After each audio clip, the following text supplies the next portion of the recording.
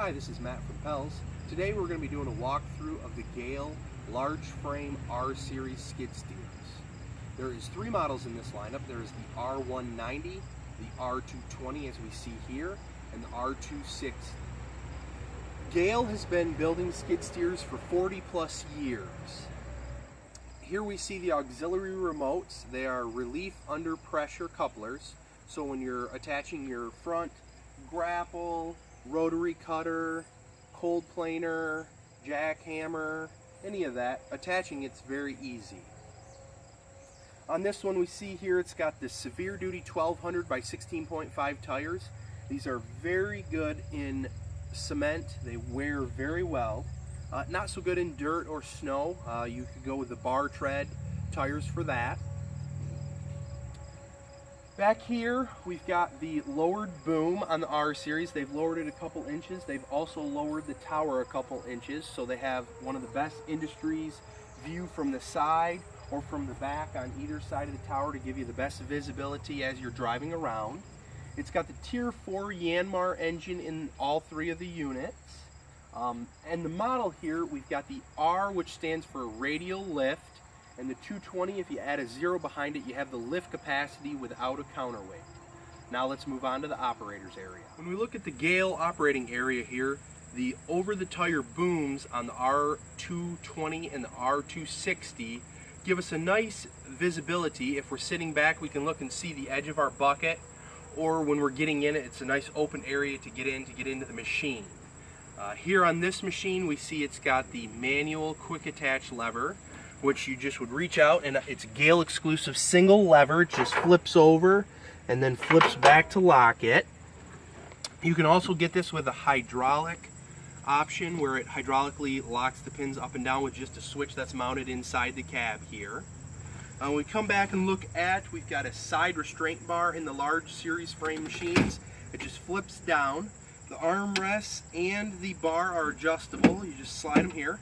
The towers which hold the joysticks are adjustable by two levers. You just flip, and then you can adjust them to your liking so you have the best rider comfort while you're running the machine. You also have in the machine optional side windows. You can get heat, air conditioning. You can get an optional door, which then gives you a pressurized cab for a cleaner and better environment while you're running the machine. Now if we look at when we come in the inside, up here on the right hand side we can see the customizable integrated digital display, which provides multiple different things for us: coolant, fuel, battery, the environment, engine regeneration, hours, and much more. As we move down here, we've got the parking brake. This is to set the parking brake on the machine, or you click it to turn it off. Over here is the rocker switch, which controls the engine regeneration. You can click it to delay it. You can either manually activate it, or when it calls for it, you'd hit this the other way to do the regeneration. Key switch.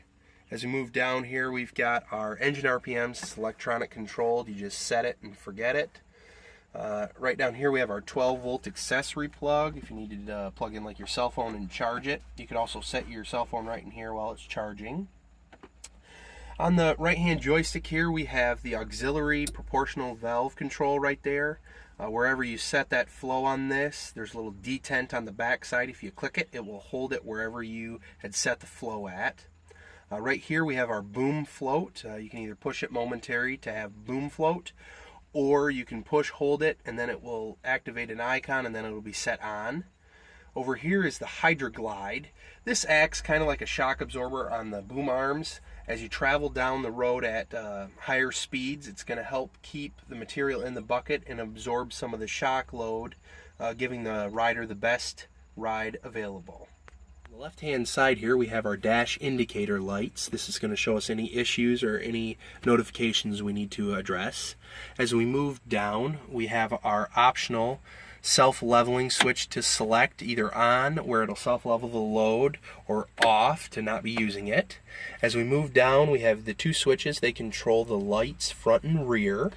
We have our fan switch, which is going to run whether we have heat and air or just heat. This switch here, which is a blank on this machine because it does not have the optional AC, but if it did, it would be there to select AC on. This is going to be temperature control, so you can set the environment to your liking. That's a new feature on the R series. As we move here to the joystick, we have got, if the machine had 2-speed, this would be our high-low selector, and a high H symbol would come on the dash indicator up above. Here is our horn. As we move down, this little vent not only is going to give us air or heat in the winter on our legs if we have a cab door, or when we first start off, if we have to defrost the cab door, we can rotate that and aim it to defrost the cab quickly. We have one on each side. And then, of course, our most favorite and valuable option is our cup holder for your favorite select beverage. On this unit, we have the manual suspension seat, which is adjustable right here by a dial. And then this is a weight indicator right here telling you to match your weight so that it's suspended, which is right here. And this dial is what adjusts it. Or you can get the optional air seat, which would be a switch right here, and then you can pump it up or down to meet your suspension needs so you have the most comfortable ride you can possibly have. You also have hydrolock, which when you raise the armrest up or when you get out of the seat, it will automatically activate the hydrolock, locking everything kind of as a safety feature. Here at the back machine, we can see the rear counterweight, which is an option on this machine. Fits it nice, also gives you a bumper. There's also a little hole for a hitch if you wanted to tow something around. Now to get into the back engine compartment, we just pop this up, gas assisted struts. The door opens very wide. If you're in windy conditions, you can actually lock it in position so that it can't come back and hit you. Now here, when we look at the door, we've got flex mounted lights so that if you back into things, you have a tendency to not break your lights and have to replace them constantly. When we go over to this side here, we've got our hydraulic fill right here. The sight glass is right behind it, nice, easy to get at and see. You want to be on level surface. Next to it is our air filter, a couple locks you pop and you can get at it. Here we have our regeneration exhaust system. Right here is that compartment. You'll notice that the exhaust is aimed up straight into the air. No need to worry about water getting back into the engine. There is a little drain hole for the water right here underneath the exhaust. That's aimed up so that the hot exhaust gases, when the machine is doing a regen, don't burn anybody. Move over here, we have our oil dipstick, easy to get at, bright and easy to see. Next here we have our standard disconnect, which is going to disconnect all electrical components, giving you a safety backup just for any issues you might have. You can use that as a dead man switch, is what I like to call it. Moving down to the side here, we have a remote oil filter cartridge, easy to get at. And easy to change. You got our battery, as easy as possible to get at on these machines. Tune in to see our video on the Gale large frame skid steers. Stop into Pell's to pick up your very own adult size sandbox toy.